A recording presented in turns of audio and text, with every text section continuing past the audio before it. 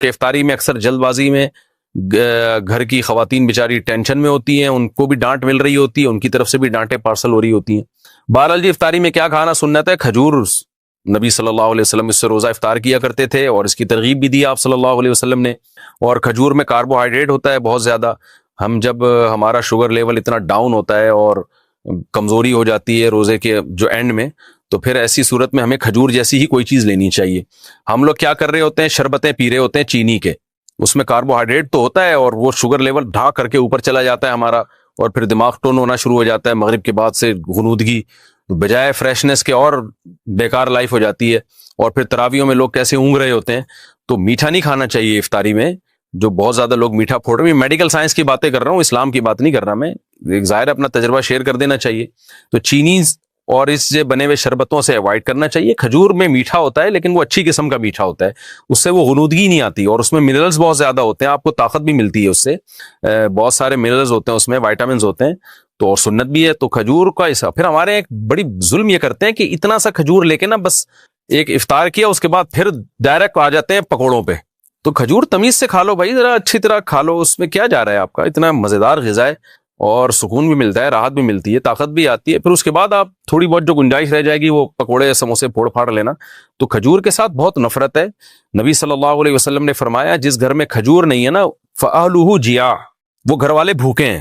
تو اس لیے عرب میں ہمیشہ وہ اپنے فریج میں لازمی کھجور رکھتے ہیں، بلکہ کھجور کو تو فریج میں رکھنے کی بھی ضرورت نہیں ہے، باہر بھی رکھ دیں تو بھی ٹھیک رہتی ہے وہ۔ تو اس لیے کھجوروں کا استعمال گھروں میں ڈالیں، بچوں کو یہ آرٹیفیشل میٹھے سے بچا کے ان چیزوں پہ لے کر آئیں۔ باقی سحری میں کیا کھانا چاہیے؟ سحری میں بھی کھجور کھا لیں، پھل کھا لیں، کچھ بھی کھا لیں، ڈاکٹر بتائے گا آپ کو، میں کیا بتاؤں گا آپ کو بھائی کیا کھائیں۔ جو ابھی کھا رہے ہیں نا وہ بہرحال نہ کھائیں، جو کچھ پیزے برگر وغیرہ سحریوں میں کھائے جا رہے ہیں نا، پھر سارا دن جو ڈکاریں چلتی ہیں تو اللہ کی پناہ ہے وہ، کیونکہ میں نماز میں آتا ہوں نا، تو جو ڈکاریں جس قسم کی سننے کو مل رہی ہوتی ہیں اس سے بہت افسوس ہوتا ہے، مسلمان کدھر کو جا رہا ہے۔ رمضان میں یہ حال ہے، اور وزن بڑھ رہا ہے رمضان میں لوگوں کا، کم ہونے کے بجائے۔ تو باقی ڈاکٹر بتائے گا، حکیم صاحب بتائیں گے کیا کھانا ہے کیا نہیں کھانا ہے، یہ میں نہیں بتاؤں گا۔ دیکھیں دو طرح سے روزہ ٹوٹتا ہے، ایک ہوتا ہے بھولے سے ٹوٹ جانا، اس سے تو ٹوٹتا ہی نہیں ہے، آپ کو یاد نہیں تھا آپ کا روزہ ہے، آپ نے کھا لیا پی لیا، بعد میں یاد آیا اڑے بھائی آج تو میرا روزہ تھا، اس سے کچھ نہیں ہوتا، نہ روزہ ٹوٹا، نہ کفارہ، نہ قضا، کچھ بھی نہیں، بلکہ پورا روزہ کمپلیٹ ہو گیا، آپ کا ثواب پورا پورا ملے گا، حدیث میں آتا ہے، اس صراحتاً ہے یہ حدیث میں۔ لیکن ایک ہوتا ہے غلطی سے ٹوٹ جانا۔ غلطی کا مطلب یہ ہوتا ہے کہ مسٹیک ہو گئی آپ سے، یعنی آپ کلی کر رہے تھے، ایک دم غلطی سے پانی حلق میں چلا گیا، تو آپ کے نہ چاہتے ہوئے حلق میں اتر گیا پانی، تو روزہ تو ٹوٹ جائے گا، اس لیے کہ بھولے سے تھوڑی ہوا ہے، تو روزہ تو ٹوٹ جائے گا۔ لیکن غلطی سے جب روزہ ٹوٹتا ہے تو کفارہ لازم نہیں ہوتا، صرف قضا لازم ہوتی ہے، لیکن اس روزے کو کنٹینیو کرنا پڑتا ہے، یعنی کھانا پینا کی اجازت آپ کو نہیں ہوتی۔ تو اسی طرح اللہ کی طرف سے کسی کے ساتھ ایسا معاملہ ہوا کہ روزہ ٹوٹ گیا، مثال کے طور پر منہ بھر کے الٹی ہوئی اور نہ چاہتے ہوئے بھی پیٹ میں دوبارہ واپس چلی گئی، تو اس سے روزہ ٹوٹ جائے گا، تو یہ بھی غلطی سے ٹوٹنا کہلائے گا۔ تو اس صورت میں بھی آپ کو قضا کرنی پڑے گی، کفارہ نہیں ہوگا، لیکن کھانا پینا آپ کے لیے پھر بھی ٹھیک نہیں ہوگا، اس کو روزے داروں کی طرح آپ پر رہنا لازم ہوگا شام تک۔ روزہ کس چیز سے کھولیں؟ شربت سے روزہ کھولنا، روزہ کھجور سے کھولنا سنت ہے، یا سادہ پانی سے بھی کھول سکتے ہیں۔ نیز شربت سے کھولیں تو کیا حکم ہے؟ تہذیب صاحب امبور سے، دیکھیں حدیث میں دونوں چیزوں کا تذکرہ ہے، کھجور کا بھی اور پانی کا بھی، سادہ پانی، اس لیے بہتر یہی ہے کہ کھجور سے کھولیں یا سادہ پانی سے کھولیں۔ اور اس کی ایک سائنٹیفک لاجک بھی ہے، ہمارا معدہ خالی ہوتا ہے، ہر چیز کے لیے تیار ہوتا ہے، جو اس وقت معدے میں جائے گی معدہ فوراً کھینچے گا اس کو، تو بڑے خاندانی طریقے سے معدہ ورک کر رہا ہوتا ہے۔ تو ایسی صورت میں آپ اگر کوئی گندبلا ڈال دیں گے نا، تو گندبلا آپ کے جسم کا حصہ بن جائے گا وہ۔ تو جب اتنا اچھا معدہ ورک کر رہا ہے اور آپ کی باڈی پوری طور پر تیار ہے ایک اچھی چیز کو جذب کرنے کے لیے، تو اچھی چیز ڈالیں۔